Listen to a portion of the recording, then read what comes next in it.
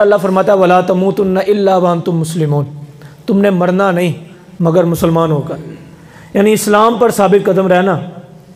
یہ نہیں کہا اللہ پاک نے کوٹھی بنگلے بنا کر جو ہے پھر مرنا، کاروبار کروڑوں کاربوں کا بنا کر پھر مرنا، ٹھیک ہے، اور اپنا دنیا کے اندر نام بنا کر پھر مرنا، لیکن اللہ فرماتا ہے مرنا لیکن اسلام پر ثابت قدمی لے کر، ایمان پر خاتمہ لے کر۔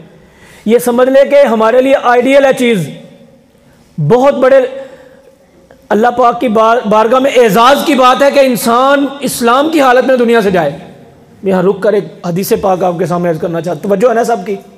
نبی مکرم صلی اللہ تعالیٰ علیہ وسلم نے ارشاد فرمایا 3 ایسے لوگ ہیں کہ جو ایمان کی مٹھاس کو پا لیتے ہیں۔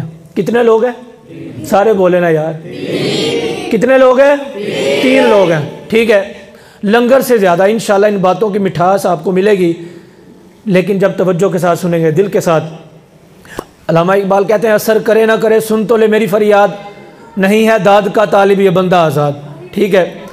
ہو سکتا ہے اثر کر جائے، کم سے کم میرے دل پہ اثر کر جائے، ہو سکتا ہے چند لوگوں کے دلوں پر اثر کر جائے۔ نبی اکرم صلی اللہ علیہ وسلم نے فرمایا 3 لوگ ایسے ہیں کہ جن کے اندر یہ باتیں پائے جائیں وہ ایمان کی مٹھاس کو پا لیتے ہیں۔ نمبر 1 ارشاد فرمایا وہ بندہ کہ جو دنیا کے اندر سب سے زیادہ اگر کسی سے پیار کرے نا تو وہ کون سی ذات ہو؟ اللہ اس کے رسول کی ذات ہو۔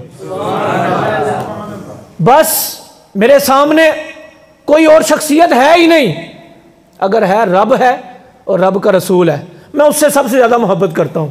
یہ پہلی بات ارشاد فرمائی۔ دوسرا ارشاد فرمایا وہ بندہ اگر کسی انسان سے بھی پیار کرے نا، اس سے پوچھا جائے بھائی اس سے محبت کیوں کرتے ہو؟ کیا تم رشتہ داری کی وجہ سے محبت کرتے ہو؟ کیا تم اپنے محلے داری کی وجہ سے پیار کرتے ہو؟ یا برادری کی وجہ سے محبت کرتے ہو؟ یا دوستی کی وجہ سے لگاؤ رکھتے ہو؟ اس بندے کا یہی جواب ہو، یہ جو بندہ ہے نا اس سے میری محبت فقط ایک وجہ، وہ کیا؟ اس بندے سے میں محبت کرتا ہوں بس اللہ اس کے رسول کے لیے، ٹھیک ہے۔ وہ بندہ بھی ایمان کی مٹھاس کو پا لیتا ہے۔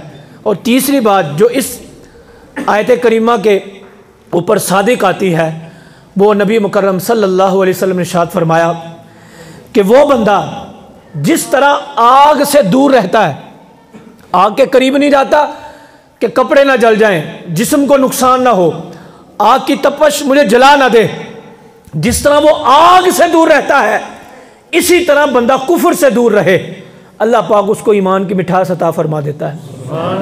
یقین کریں آج کے معاشرے کے اندر بڑے ایسے معاملات ہیں، بھائی مرزائی کے پاس کیوں بیٹھتے ہو؟ یار کیا کریں کاروبار ہے۔ فلانے بد مذہب کے پاس کیوں بیٹھتے ہو؟ بھائی کیا کریں رشتہ داری ہے، کاروبار ہے، کیا کریں مجبوری ہے، تسی تو مولوی ہے تو کی پتہ۔ یہ اللہ پاک ارشاد فرمایا، حضور نے ارشاد فرمایا کہ جس طرح بندہ آگ کی چنگاری سے دور رہتا ہے کہ مجھے یہ نقصان نہ پہنچائے، اسی طرح کافر سے بھی دور رہنا ہے، اس کے کفر سے دور رہنا، یہ نہ ہو کہ اس کا کفر تم پر اثر نہ کر جائے۔ وہ کفر اثر کیسے کرتا ہے؟ اعمال کی صورت میں، عقیدے کی صورت میں۔ بہت سارے ایسے معاملات ہوتے ہیں کہ اثر کر جاتا ہے۔